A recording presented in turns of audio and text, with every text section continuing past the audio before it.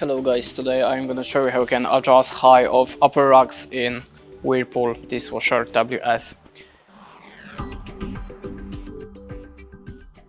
So in the first step, pull the front basket, and as you can see there we have a small red element on the right and on the left side that you can see right now. And now if you want to lift it up, just push from the bottom side the red element to the up.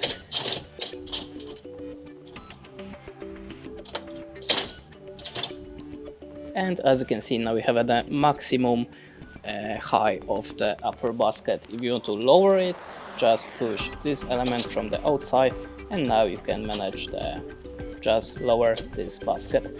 And that's it. Of course you have to do it on the both sides of your appliance. Thanks for watching, leave us a like or a comment, and goodbye.